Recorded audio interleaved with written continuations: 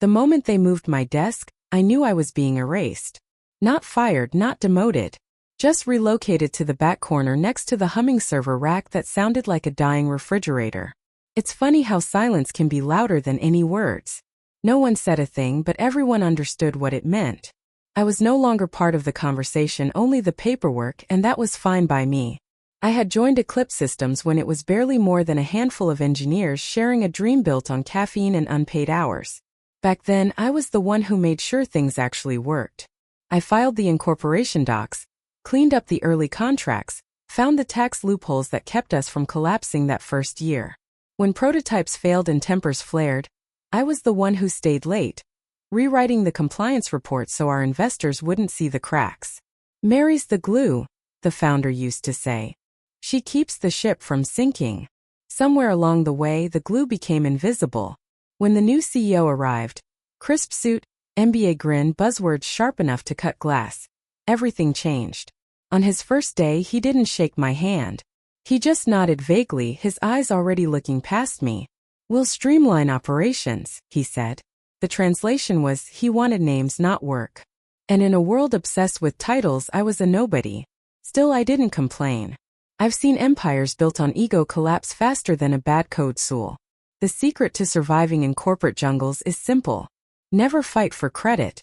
Fight for evidence. Paper trails. People forget, don't you? So while the new leadership strutted through boardrooms, pitching innovation decks I'd formatted, I stayed in my corner, doing what I did best. Documenting, reviewing, filing. Quietly. Meticulously. My name was on the fine print, not the headlines. Then one morning during an all-hands meeting, I caught the CEO's words like a slap. "Mary just handles the paperwork," he said, chuckling. "Brilliant with forms, though.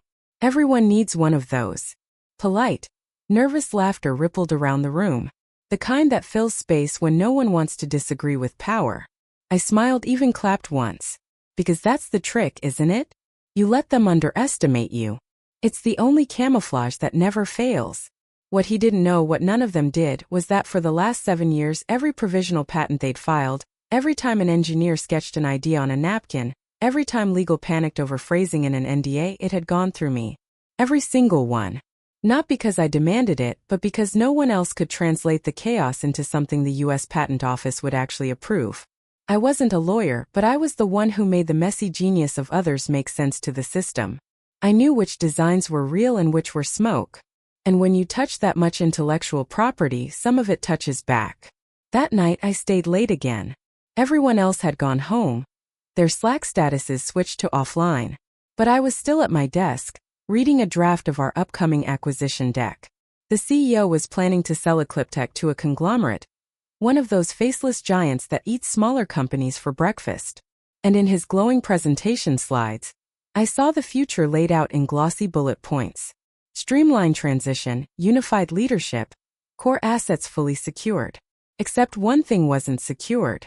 Because buried inside the due diligence appendix, in the hundreds of filings, patents, and authorizations they needed to prove ownership, were 54 documents that carried my signature. Some as co-author, some as sole drafter, all legally binding, all verifiable. And not once, had anyone ever asked me to sign a work-for-hire clause. I sat there, staring at the screen, the office lights flickering in the reflection of the glass wall. 4 years they dismissed me as the paper pusher, the note-taker, the quiet one. But the truth was written right there in black ink on federal records. I was the architect behind half of what they were selling. I didn't plan revenge. I didn't plan anything at all. I just printed copies.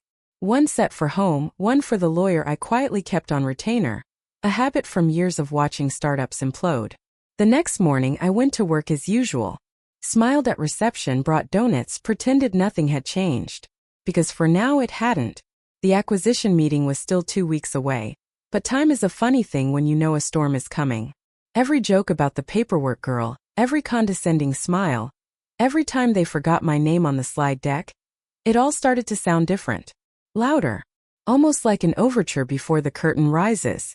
And as I filed another set of irrelevant compliance documents, I felt something shift.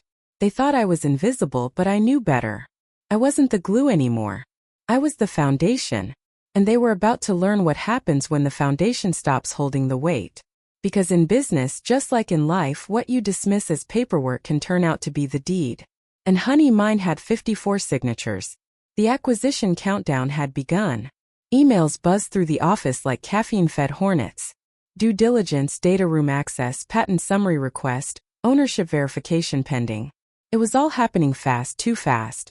Everyone was walking taller, dressing sharper, talking louder. The interns started wearing blazers.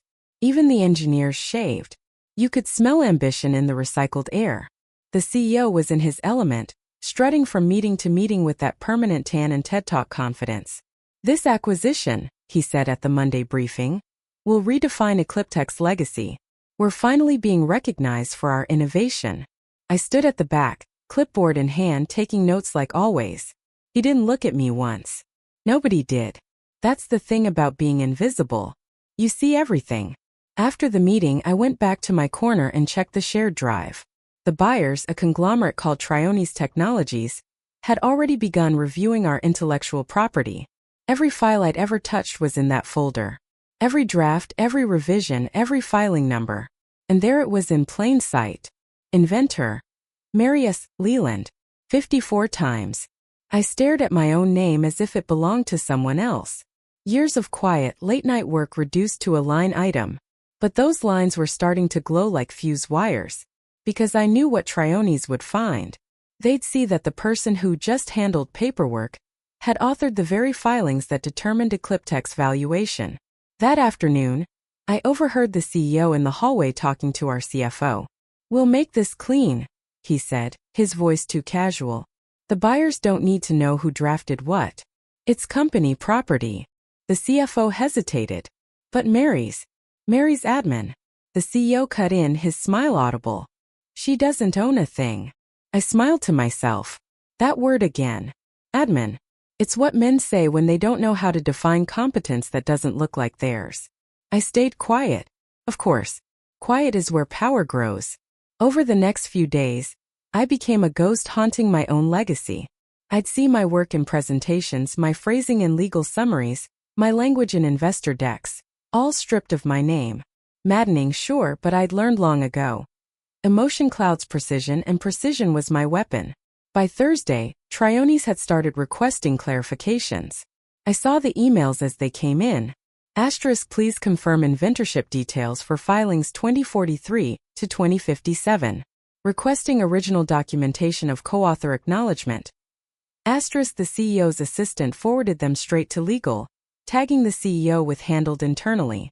No need to involve Mary. They were panicking quietly. You can always tell when a leader starts copying legal on every sentence. That evening, I got a message from an old friend, Dylan, one of the engineers from the early days. He'd been looped into the acquisition team as a technical consultant. "Hey Mary, quick one. Trionis asked if you're still with the company." "Why?" My fingers hovered over the keyboard. Then I typed. "Because they finally read the fine print." I didn't elaborate. On Friday morning, the CEO called a core team alignment session. Translation: damage control. I wasn't invited naturally, but my access still worked. Years of setting up compliance systems had their perks. So, while they were in the glass conference room upstairs, I opened the shared folder titled IP Due Diligence Response. Inside were edited drafts of the filings, my filings, with my name replaced by the corporate entity, Eclipse Systems. I leaned back, exhaled, and let the weight of it settle. They weren't just ignoring my work anymore. They were rewriting history. I didn't confront them. Not yet. I just began quietly restoring the truth. I opened my private archive, the one I'd built out of habit, and cross-referenced every altered document against the originals I'd printed and time-stamped years ago. Each carried a federal filing ID, an unchangeable digital record. You can Photoshop a name, but you can't rewrite a timestamp database. By the time the office emptied for the weekend, I'd built my own folder. 54 PDFs, perfectly ordered, annotated, undeniable. I renamed it Inheritance, because that's what it was. That night I couldn't sleep. I lay awake replaying every meeting, every time someone had taken credit for my work, every time I'd stayed late so someone else could present my findings the next morning. It wasn't bitterness, it was clarity. I thought about what Dylan once said years ago when we were debugging a prototype at 2 a.m. Mary, you're the system. I'd laughed then, but now I understood. Without me, the company didn't run. It merely pretended to. Monday arrived with its usual fake cheer. The CEO strutted into the office with a fresh haircut and said, loud enough for everyone to hear, the acquisition board meets Wednesday. Let's make it seamless. Seamless. That word stuck in my mind all day. Seamless meant no interruptions, no surprises. And yet, surprises were exactly what Triones was about to find. Because while they thought I was the paperwork girl, I was also the paper trail. And in the world of billion-dollar acquisitions, the paper trail isn't background noise. It's the truth. And the truth has a way of resurfacing, especially when it carries your name 54 times in black ink. By Tuesday morning, the air in the office felt heavier. You could almost taste the panic hiding under the smell of burnt coffee and ambition. The acquisition board from Triones was scheduled to arrive the next day. Everyone was pretending to be calm, but the nervous energy crackled through the hallways like static. I watched from my desk as the CEO rehearsed his vision speech in the glass conference room, gesturing dramatically at slides that weren't his. He'd been talking for weeks about clean IP portfolios and streamlined ownership structures. Phrases that sounded good until someone actually checked them. And someone had. At 9:47 a.m., an email popped into my inbox, forwarded by accident, as most good things are. The subject line read, Urgent Inventorship Verification Inquiry. The message was short. A Triones legal associate was requesting direct confirmation from Ms. Leland regarding filings number 2028 to number 2082. It was polite, clinical, but I could feel the tremor between the lines. They'd seen my name. I knew what that meant. They were starting to question who really owned what they were buying. 10 minutes later, my office phone rang. An internal call from HR. Hey Mary, came the bright, artificial tone of Kara, our HR director. The CEO would love to have a quick chat upstairs. Just to align before the board meeting. I almost laughed. Align. That's what they call it when they're about to ask you to disappear quietly. When I stepped into the executive floor, the atmosphere shifted. The receptionist didn't smile this time. The blinds were half closed, casting long shadows across the hallway. The CEO's assistant gave me a tight nod and gestured toward the small conference room. Inside were three people, the CEO, Kara from HR, and Tom from legal. The same trio you see in every story that ends with the word termination. Mary, the CEO said smoothly. Thanks for coming up. He was smiling too hard. We've had a little misunderstanding in the acquisition paperwork. Nothing serious. Just some clerical mix-ups involving your name on old filings. Mix-ups? I asked, my voice calm. He nodded quickly. Yes. Apparently, your name was listed as an inventor on some legacy patents. Total coincidence, of course. The buyers just need clarification that you were in an administrative role, not a contributing one. Tom slid a document toward me across the table. A single-page statement, already printed. My name at the top. At the bottom, a signature line. This confirms that any inventorship or authorship listings naming Mary S. Leland were administrative in nature, and do not imply ownership or intellectual contribution. I read it once, then again slowly. Kara shifted uncomfortably. The CEO kept smiling. Once you sign, this all goes away, he said. We can't have delays. You understand? Triones needs clarity before tomorrow's session. I set the paper down. You want me to disclaim the patents? It's just formality, he replied quickly. You're not giving anything up. It's symbolic. I smiled faintly. Funny thing about symbols. They tend to have meaning. His jaw tightened. Mary, this isn't personal. Of course it isn't, I said. It's business. And in business we verify everything. I reached into my bag and pulled out a manila folder. Their expressions changed immediately. Inside were the original filing copies, stamped, dated, and certified by the patent office. My signature sat neatly beside the former CTO's. Tom leaned forward, his eyes scanning the documents. Where did you get these? I filed them, I said. Silence. Just the faint hum of the air conditioner and the sound of the CEO's pen tapping against the table. He tried one last time, voice low. You realize what this could do to the acquisition? You could cost us millions, Mary. Think carefully. I have, I said quietly. For years. Then I slid the folder toward him. You wanted paperwork. Here it is. The room froze. No shouting, no dramatic outbursts. Just 3 people realizing they'd underestimated the wrong woman. Tom finally cleared his throat. We'll review this, he muttered, collecting the papers with trembling hands. Please do, I said, standing. And while you're at it, check the federal database. You'll find my name there, too. I left before they could respond. Back at my desk, I felt strangely calm. Not triumphant. Not vindictive, just steady. For years, I'd been the one cleaning up their mistakes, writing the language that saved them from lawsuits, making sure every document was airtight. I had always protected the company, and now the protection ran both ways whether they liked it or not. By late afternoon, whispers started spreading. People were talking in low voices near the break room. One of the engineers mentioned that the acquisition review had hit a snag. I didn't ask. I just kept typing, updating a report that no one would read. At 6:12 p.m., another email landed in my inbox. This time directly from Trione's Legal. Miss Leland, we appreciate your prompt verification earlier today. Could you please confirm your contribution scope for the remaining filings as well? Our audit indicates 54 documents naming you as inventor or co-inventor. No one at Ecliptek had copied me on that thread, which meant Trione's had reached out independently. The buyers had found the truth. And tomorrow, when they sat in that boardroom with the CEO boasting about his streamlined portfolio, they'd have a very different picture of what they were buying. They'd realize the paperwork girl wasn't background noise. She was the backbone. And the backbone was done bending. By the time I reached the office on Wednesday morning, the tension had a smell. Burnt coffee, nerves, and panic disguised as perfume. The Trione's acquisition team was already there. All suits and smooth smiles, setting up in the glass conference room that everyone at Ecliptek now called the stage. I passed the CEO in the hallway. He didn't look at me, just straightened his tie, adjusted his cufflinks, and walked faster. That was my first clue something had cracked. The second came 10 minutes later when legal sent out a vague message about minor delays in documentation review. In corporate language, that's code for something's on fire. I stayed at my desk, close enough to hear the muffled voices upstairs, but far enough to remain invisible. At 9:15, the first email hit. Request for clarification. Inventor listings and ownership structure discrepancies. Filings number 2028 to number 2082. Requesting full documentation. They'd found it.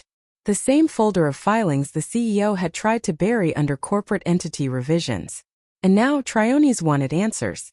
Around 10 a.m., the conference room door opened and Cara from HR appeared at my desk, pale and tight-lipped. Mary, she said softly, they need you upstairs. Now do they? I asked. Yes, please. Her tone wasn't a request. It was resignation. When I walked into that room, the temperature seemed to drop. Around the table sat the CEO, 2 Trione's lawyers, our CFO, and the head of legal. Laptops glowed. Papers were spread out like debris after a storm.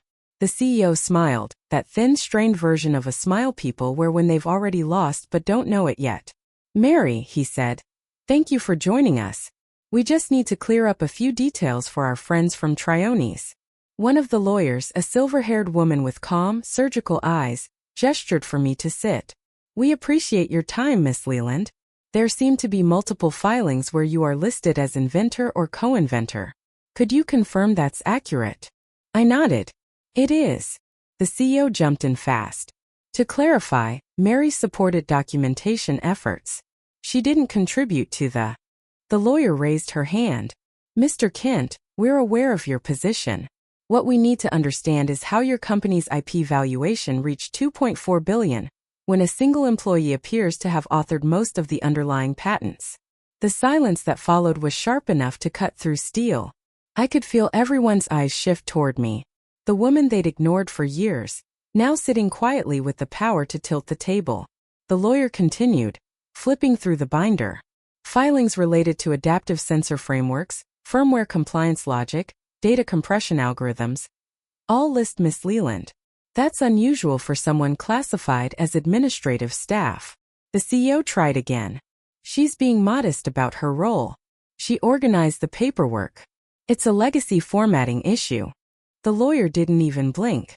We verified the USPTO records. The signatures are original, timestamps valid, and the inventor acknowledgments filed under oath. That's not formatting. That's authorship. I stayed quiet. I didn't need to defend myself. The documents already had. Finally, the lawyer turned to me. Miss Leland, were you compensated through any work-for-hire agreement for these filings? I shook my head. No contract. I was a salaried employee at the time, but no separate agreement regarding IP ownership. That was it. The detonator. Trione's second representative leaned forward, his tone now colder. Then Ecliptek cannot prove ownership. These filings form the core of your valuation. If they don't belong fully to the company, we can't proceed. The CEO's voice cracked. This is insane. She's just admin. The lawyer looked at him steadily. Then you should have read your own contracts. It was quiet after that. Not peaceful quiet, the kind that hums with humiliation. The CFO looked down at his notepad. Legal rubbed his temples. Kara stared at the wall. I spoke only once more. You asked for clarity, I said softly. Now you have it. The CEO looked at me, fury barely hidden behind his eyes. Do you have any idea what you've done? I met his stare. Protected the truth. The meeting adjourned without ceremony. The Trione's team gathered their binders and left with curt nods. The CEO stayed seated, unmoving. I walked out, feeling every set of eyes on my back, the same ones that had once looked through me. Back at my desk, I sat down, opened my laptop, and typed a short message to legal. Happy to provide any additional verification needed for federal filings. Please note that all original documentation remains intact and timestamped in compliance archives. Send. By late afternoon, whispers turned into noise. Someone said the deal had been paused for review. Someone else said Trione's was reconsidering the valuation. I didn't need confirmation. I knew what that meant. At 5:32 p.m., an email arrived from the founder. The man who'd once called me the glue. Mary, please meet me in the boardroom at 7. Just you and me. No subject line, no pleasantries. Just a quiet request from someone who finally remembered my name. I closed my laptop, leaned back in my chair and exhaled slowly. For the first time in years, I didn't feel small. Tomorrow I'd decide whether to rebuild with them or let it all burn. The boardroom was half dark when I arrived that evening. Only one light glowed above the long table, the kind that hums softly like it knows what's coming. The founder sat alone at the far end, sleeves rolled up, eyes tired. He looked older than I remembered, older than he should have in his early 50s. The bravado was gone. Mary, he said quietly, gesturing for me to sit. You probably know why you're here. I have a guess, I replied. He gave a weary nod. The deal's frozen. Trione's won't move forward until they verify the ownership on those filings. Legal says your name is on 54 of them. He paused, rubbing the bridge of his nose. You were never supposed to be erased, you know. Things got political. I leaned back in the chair, folding my hands. Political? That's an elegant word for pretending someone doesn't exist. He sighed. Look, I know you've been treated unfairly, but this deal, it's life or death for the company.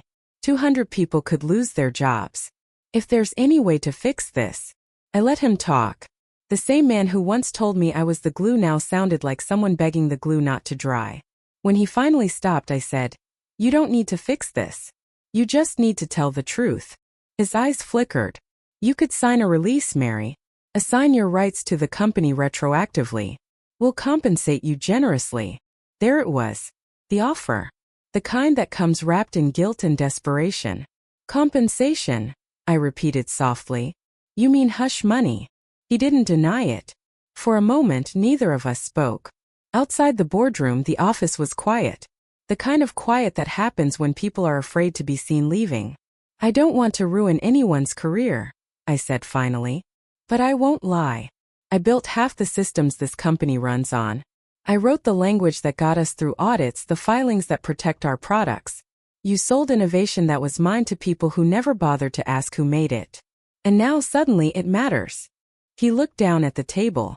You're right. The words surprised me. He said them without defensiveness, without spin. Just exhaustion. I let him sideline you, he said. The new CEO. He wanted control. I thought it was strategy. It was ego. We should have done better by you. That's true, I said quietly. But recognition after erasure isn't justice. It's cleanup. He met my eyes. Then what do you want, Mary? That was the question, wasn't it? For years I'd wanted nothing. No spotlight, no promotion. Just respect for doing things right. But now, sitting there with 54 patents tied to my name and $1 billion deal on ice, I realized I did want something. Not revenge, not money. Something simpler. I want the record corrected, I said. Publicly. I want the filings to stay under my name. I want the truth in the documents you hand to Trionis and in every investor report that follows.